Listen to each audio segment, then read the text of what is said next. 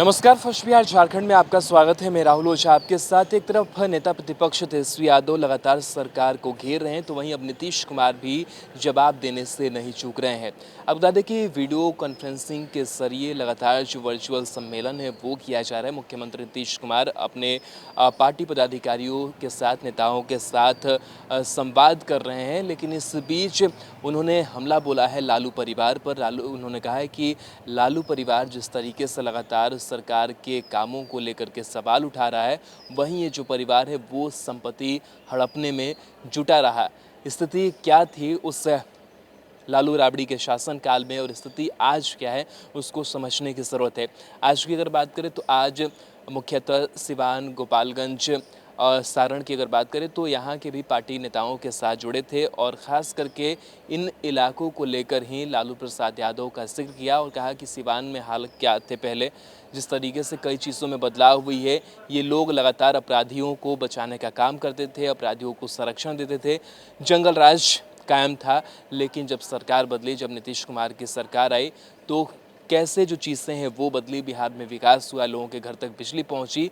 कहीं ना कहीं इस बार के चुनाव में जो नीतीश कुमार है वो लगातार यही संदेश देने की कोशिश कर रहे हैं कि कैसे जो 15 साल बनाम 15 साल का शासनकाल रहा उसमें अंतर क्या हुआ, बिहार किस तरीके से विकास की ओर अग्रसर हुआ और कैसे पीछे धकेल दिया गया था लालू के शासनकाल में, और आरजेडी जो परिवार है वो किस तरीके से संपत्तियों को उसने हड़पा।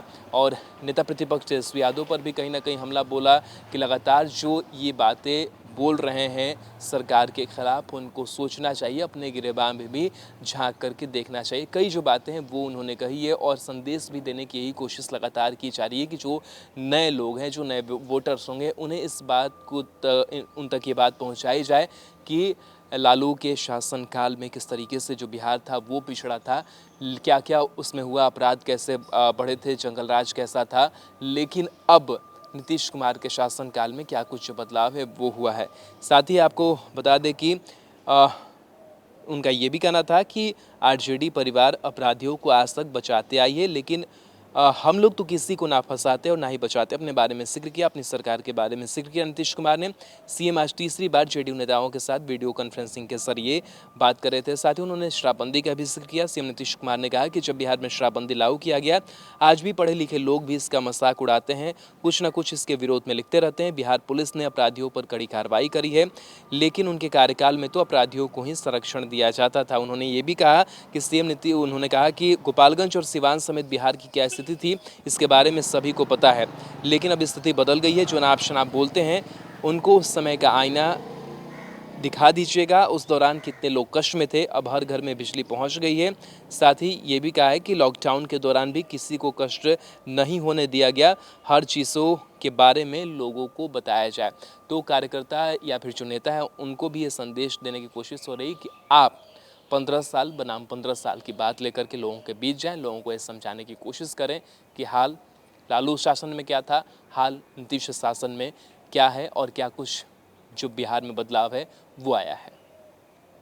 बिहार के आधुनिक अस्पतालों में से एक NSMCH multi speciality 350 bedded hospital, अनुभवी डॉक्टर एवं ट्रेन्ड पैरामेडिकल स्टाफ, विश्व स्तरीय सुविधाओं के साथ अत्याधुनिक ऑपरेशन थिएटर, ICU, NICU, निशुल्क OPD परामर्श, 24 घंटे इमरजेंसी सर्विसेज और जटिल गर्भावस्था का इलाज। Netaji Subhash medical college and hospital, Amhara, Bihta, Patna.